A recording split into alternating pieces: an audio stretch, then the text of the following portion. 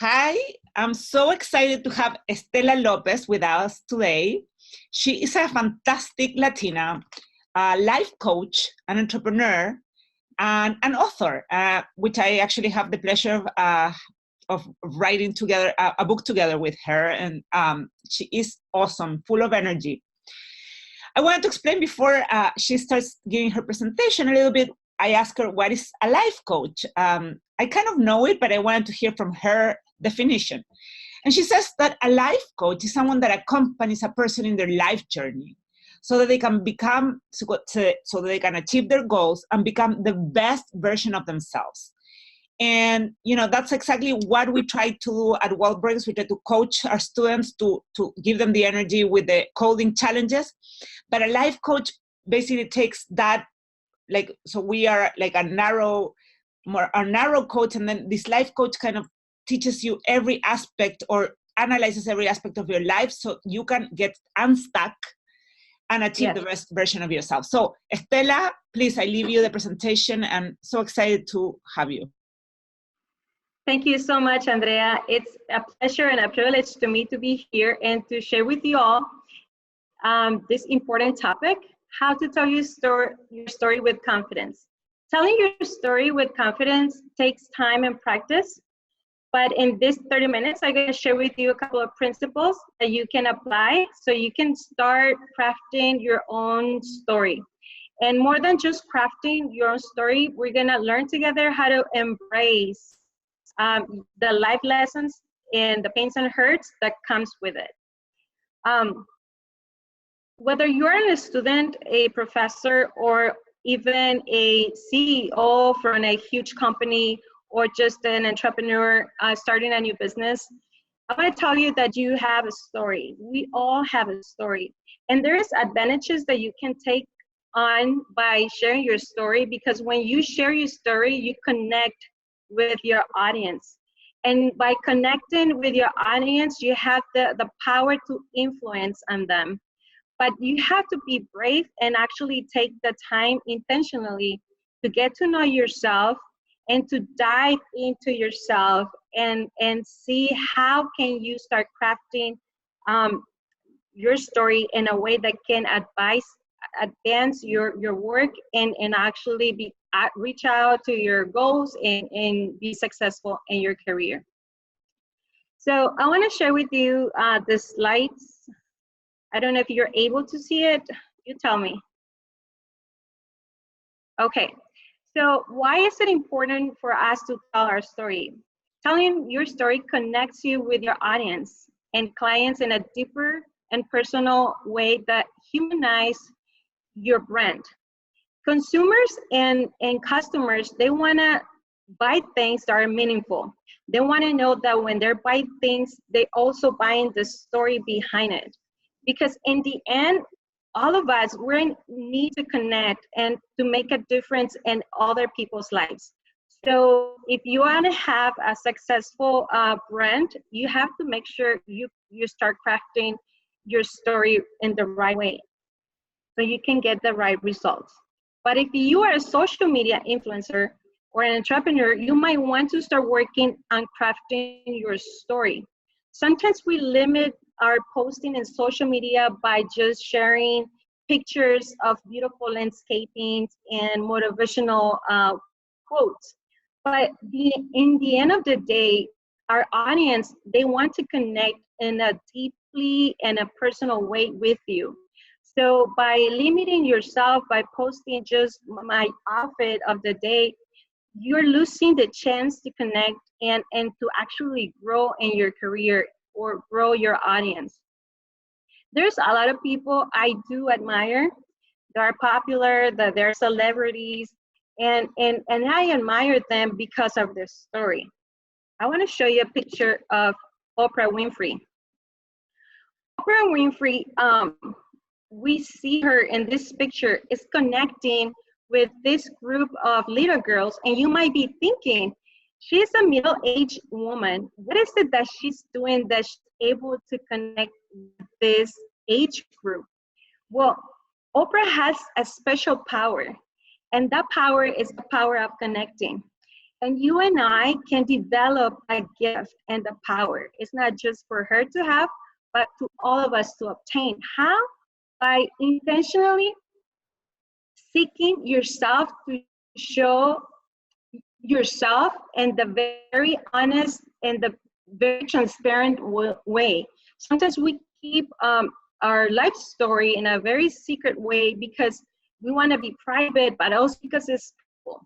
And I think that the key for her success is the openness and the willingness to show herself in a very true way where people can see themselves through her.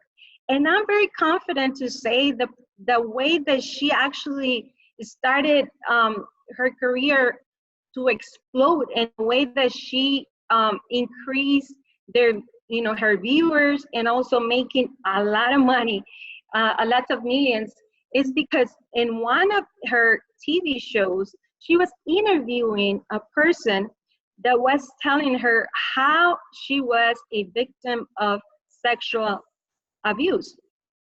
And Oprah, she was very honest and brave in the same way to actually open up herself and to accept before the person she was interviewing and the people who were sitting in the TV set, and through the millions of viewers who were watching, that she was raped herself as well when she was a little girl. So that pain connected right away through not only the person who was listening to her immediately, because the way that you connect is by saying, I know what you're going through because I went through that as well. And that makes you human. People can relate to you. So she was able not only to touch the heart of the person who was in front of her and the people who were in the TV set, but also went through the TV screens and every single home and every single heart. So in order for us to tell our story in a very honest way, you have to be able to be open, to be vulnerable, and to be exposed. And it's something that a lot of us are afraid to do. But let's see what connection means. Connecting is the ability to relate to and to identify with people in such a way that increases your influence with them. So whenever you share your story, we become teachers, because whatever we live comes to your life with a reason, with a purpose, that later on becomes a lesson that you can teach. So all of us in life, we can be teachers by telling our story, but also we can be students by learning from other people's mistakes, but also by learning from their successes. And you might be thinking, this is easy for women because talking about emotions, it's like, or connecting through emotions, it's the language, the universal language.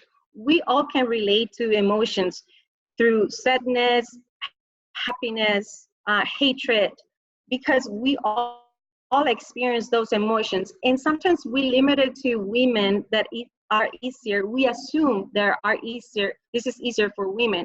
But I want to talk about Tony Robbins. Tony Robbins is a great motivational speaker, and he is great, very energetic, and he is called the guru of transformative life experiences. So whenever you are in one of his conferences, you feel like this is a life transforming experience because the way he connects with his audience. Tony Robbins, he's very successful at what he does, but it's because the story behind it.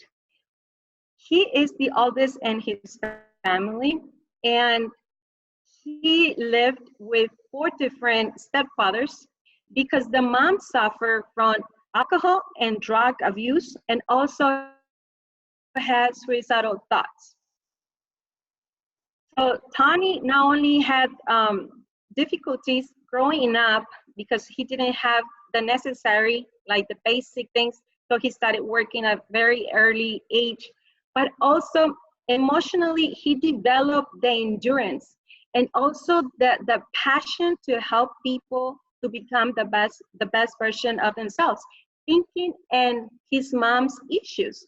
So he invested since he was a teenager his own money to gain the knowledge, to go to conferences and workshops to help people who, just like his mom, had trouble living their lives abundantly.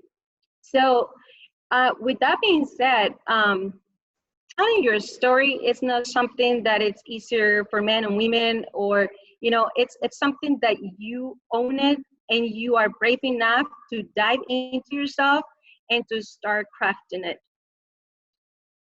So how can we actually turn your major setbacks into successes? We already talked about Oprah Winfrey and Tony Robbins, how they develop soft skills, life skills that actually make them to be nowadays a very successful people.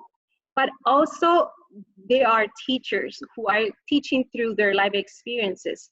So first of all, you have to have a growth mindset. Successful people learn from their experience, even if they're painful. And it's hard to say that you can learn from the pain, but actually, I truly believe that it's where you gain the most knowledge if you're aware of it. But you have to be also positive. Your struggles are not meant to destroy you, but to equip you for your purpose. I truly believe that what we live as a child or the life experiences that we go through are part of the school that is educating us and preparing us to walk into our purpose. But actually, the most important thing is you have to be brave. Because every time we're about to share a story, something that stop us is shame. So we have to be brave. Do not let shame stop you from telling your story. Do not listen to the little voice who says, "Who do you think you are? You're not good enough. You're not smart enough. You're not pretty enough." Those are the things that actually stop us from being the person that God created us to be. I truly believe that all of us, we have a mission in this life. And by not listening to ourselves and believing these type of lies, prevent us to actually live into our purpose. So it's time for me to tell my story. I'm originally from Guadalajara, Mexico. As you can see in the lower left corner, that's me with messy pigtails and a messed up bang. I didn't have a happy childhood. I actually grew up without my father. He left us to immigrate to the United States to provide for us. So I grew up without my father, but also with my mom, trying to raise 8 of us. I come from a huge family, and I went through a lot. A lot of times I went to bed without anything to eat. I went hungry at night. I didn't have family vacations or family trips. So among all those experiences, they were painful, but at the same time, I was gaining the endurance that I was gonna need later on in the future. One day, my mom decided to reunite us with our dad in the United States. So we crossed the border, Rio Grande, undocumented. It was pretty scary, I'm not gonna lie. I was only 16 years old. But I believe that everything that happens to us, it's also helping us to and guiding us to our purpose. So I knew that something bigger and something better was waiting for me. Even though my childhood wasn't the best or the happiest, it didn't stop me for dreaming and imagining a better life for myself. So when we got to the United States, I thought that I was going to be enrolled in high school, just like my younger siblings. And my surprise was that I was supposed to ask to work instead of going to school. And I didn't like it at first, but I thought, you know, I'm an actor and I'm going to do my best in every situation. So I went to work every day, a full time at 16. And at night I would come home and study by myself because I'm a self-learner. So I learned English by myself with a home study material called Inglés sin Barreras. And I knew if I was gonna be able to overcome my childhood pains and crossing the border, that whatever comes my way, I was gonna be able to overcome it. So I didn't go to school for education. I got my cosmetology license because something that I have to help people to feel better about themselves. And I thought, looking at my picture, at my baby picture, I had a really bad haircut. I said, I need to do something about that. I need to take care of myself, in the inside and the outside, of course. So I became a cosmetologist, and also I got my real estate license. So I did it for 10 years. I've been always an entrepreneur. Actually, my first job as an entrepreneur was at 12. I was 12 years old. I was working selling ice cream on the streets. So when challenges come in my way, I don't see problems, I see solutions. And now, last year, I met Obi Vasquez, and he invited me to co-write this book. The title is I Have What It Takes.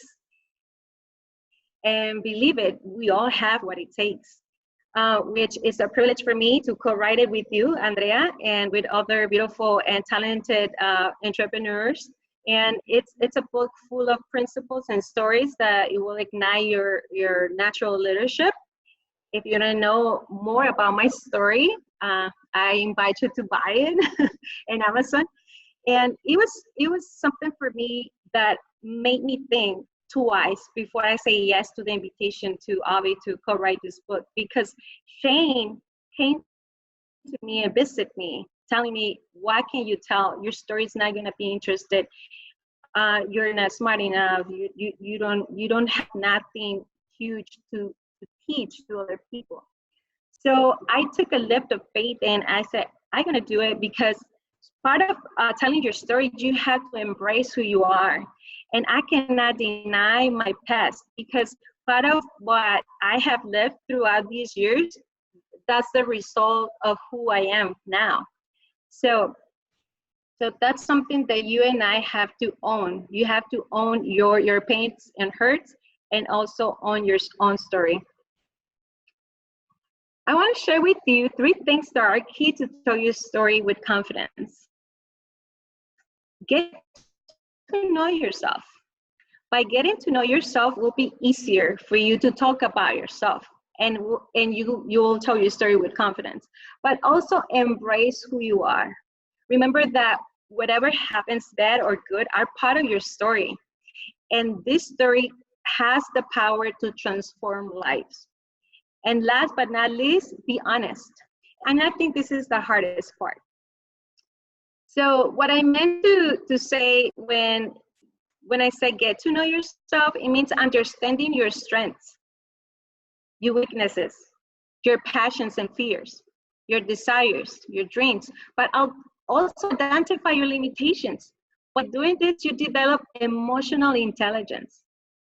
Emotional intelligence is the capacity to be aware of, control of, and express your emotions as well. This is key to both personal and professional success. For example, at some point in my life, I took therapy because I came in good terms, and I asked myself, okay, yes, I have a horrible, or not the happiest childhood, but what is it that you're going to do with it? You're going to continue to be sad and just sabotage your future because of your situation, or you're going to learn from this and become stronger and do something about it. So I decided to go to therapy. And a lot of people think therapy as something negative, like I'm going crazy, or it's for people who is going insane. But actually, therapy is something very beneficial for you if you want to grow in all the areas and get to know yourself, especially when you have someone in front of you, sitting with you, and just listening to you. You have a better view and a better perspective of your present, but also of your future. So therapy was, for me, an excellent instrument to get to know myself. So I encourage everybody to, at least one time, once in your life, go to therapy. Embrace yourself. Embrace who you are. Embracing is a happy acceptance where you make peace with your past, accepting the good and also the bad. It's about owning your uniqueness and accepting your identity. Like I said before, I crossed the border. I came to this country undocumented. Later on, I had the opportunity to become a citizen. And because I was undocumented, I experienced firsthand what it is being discriminated, or being fearful that you're driving and you're fearful that the police is going to stop you and then send you back to Mexico, or that an employer takes advantage of you because you don't have a social security and then they don't pay you what is fair. So because of that experience, once I was able to be a citizen, I decided to become a voice for those who are voiceless. So I'm certified in my county to register people to vote, because I know firsthand what it is to be undocumented, but also that I know that I have a power now that I'm a citizen to defend the rights of those that are defenseless. And that's part of my story. Before, I wouldn't be able to say I came to this country undocumented, but now I embrace it, and this is who I am, and I'm very proud of it. And I'm grateful and happy to be in this country that has gave me so much. So you can make a difference in everything you do. And last but not least, be honest. Vulnerability is not a sign of weakness. It's a sign of courage. To be ourselves, to be seen, takes courage. Being vulnerable, we have the chance to discover our real mission in life. Our pain and hurts have purpose. Like I said, in some point in my life, I went through a very hard depression where I felt hopeless. But through that dark time of my life, I was able to find myself and actually to gain strength and discover abilities that I didn't know I had. So I recently went back to school. I'm 39 years old, and I'm telling everybody it's never too late to pursue another dream. And that very dark time of my life, I discovered that being a therapist or a counselor, it's a great instrument to influence people and to help people who are stuck, who are depressed, who cannot see themselves in a better future with a better circumstances. And I decided to become a therapist. And in my first semester, when I went back to school, I was fearful. Like I said, I never had a formal education. So it was very challenging for me, but I did my best and I did the work.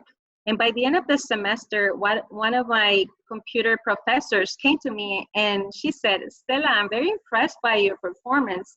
I really think that you have a chance to get this paid internship in NASA. She worked for NASA for 24 years and recently retired. And she said, I can get you the paid internship, and later on, once you graduate, I can get you a job in NASA because I know people. And I'm not gonna lie to you, it was very tempting for me. But she said, but you have to change majors. You have to go to computer IT. And I had to do some meditation, some thinking, some reflection about it. But I thought to myself, sometimes it's not how much money you make, but how many lives or how many hearts you're touching, or the difference that you can make in other people's lives. And I truly believe that once you follow your passion, the money will come as well. So I said, no, I'm gonna continue to pursue my dream to become a licensed counselor. So it's hard. It's hard to be truthful to yourself, but then it's so rewarding in the end. So that's what I wanted to share with you, and to encourage everybody to be willing to be open at the time that you are telling your story, to be honest and to be transparent. Thank you so much. This is so inspiring. Thank you for telling us this.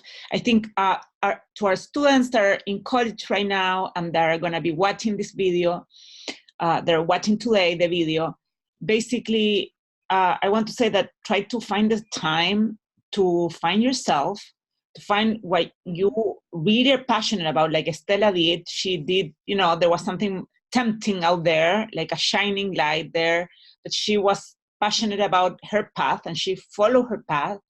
And I think that to the extent that we know ourselves and we can find out what we're passionate about, that would be great. So if you are, most of the kids are going to be they're listening today are computer science majors, or they're going through some sort of technical degree, and like ask yourself if you're passionate about this, because this is what you're going to be doing for the rest of your life. I mean, or maybe not, but still you have to have some passion to get to the next level in your career. And what is that you're passionate about? Building something, helping others building your own thing, for a company for yourself, and building the product for yourself. So just start thinking about what makes you passionate so you can follow your dreams like Estela did, and go relentless towards it. And thank you so much, Estela. We'll have you there later for questions and answers. Awesome. Thank you so much for having me. It was a pleasure. Thank you, Andrea. I really admire you and love you. Thank you for the opportunity. Bye-bye. Thanks, Bye. Estela. Bye.